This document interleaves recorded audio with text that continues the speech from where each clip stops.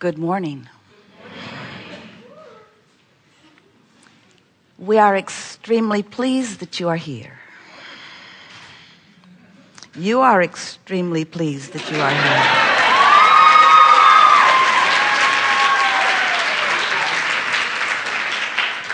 here. It is good to come together for the purpose of co-creating, yes?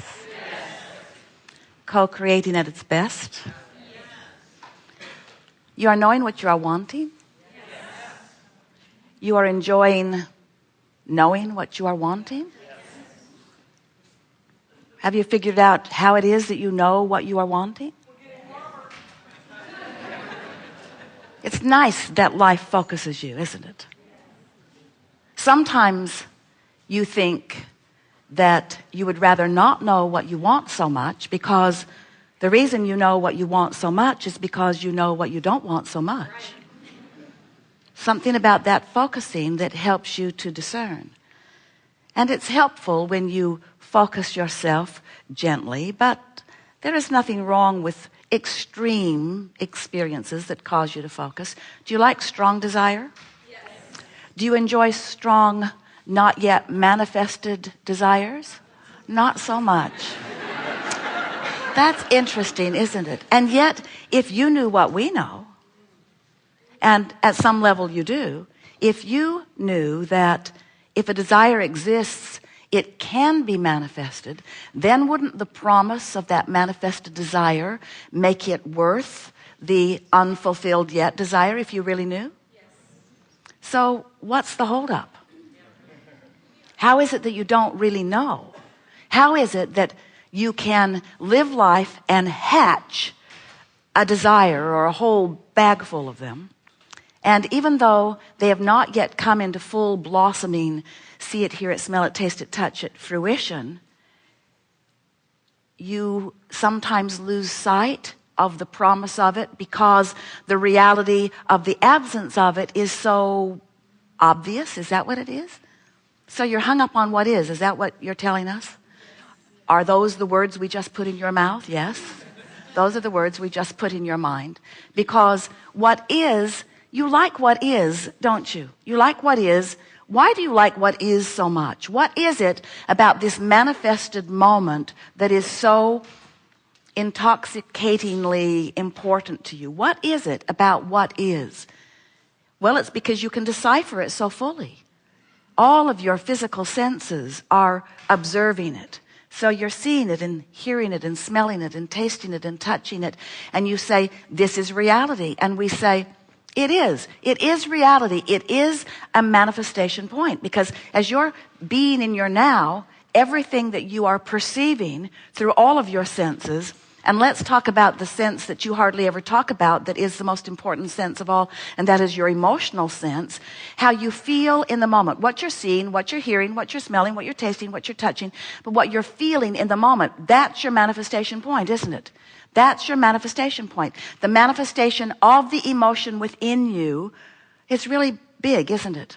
And we think that that's why your now has you so captivated. And we're not trying to talk you out of being captivated by your now. We're just trying to talk you into using your ability to focus so that as you are observing your now, you can hold yourself in alignment, or at least not so far out of alignment with the things that you have asked for that are already vibrationally gathered, that you have not yet come to the place of being able to translate in the fullness of your physical senses to the point that you call it reality or manifested. So we think what we're really talking about here today, are you with us so far? Mostly? Yeah, mostly you are. We think that what we're talking about is what manifestation really is. What is manifestation? What is it? Is it the new car that you just drove home, or the one that you hope to do soon?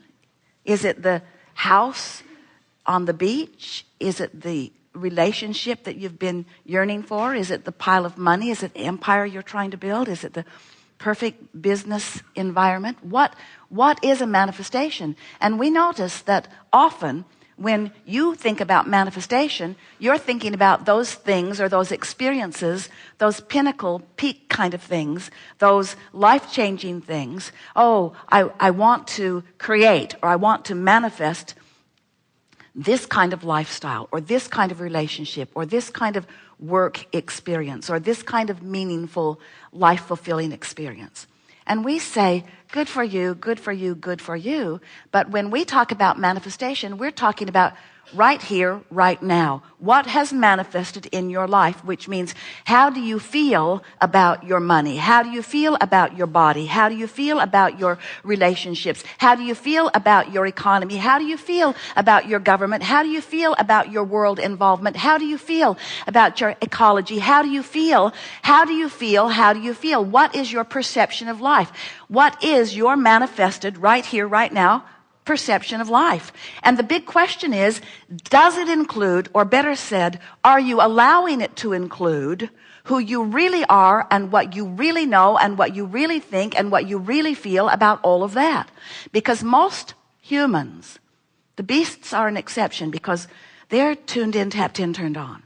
They are, you call it instinctually, they are instinctually focused, which means broad view, always focusing through them. But humans, we love you very much. Humans, we love you very much. Humans have managed to focus yourselves apart from the fullness of who you are, so that in many of your manifested moments, you're not allowing all that you have become. And that is so interesting to us, because all day, every day, as you've been sifting through the variety of life, it has caused you to create a vibrational version of you, which is where we stand, which is always the precursor to your manifested version. But you know what's required for your manifested version of you? Only vibrational compliance, only emotional compliance. You only got to be in the mood for what you're asking for, and it must be. That's all it is. Your attitude, your mood must line up with what you want. And if you're so hung up on reality, and if you're letting reality, which sometimes includes the absence of the new car, the new lover, the old lover, the good body, or whatever it is you're reaching for, if you're facing reality and noticing the absence of something wanted, and that absence is now dictating your mood, your manifested attitude, your manifested worldview, your manifested personal view. If your view is dictated to you or influenced to you, and you are in that vibration, which equals the mood or the emotion, you are depriving yourself of that full view. All that means is you've pinched yourself off from something that really is, and you can't see it yet.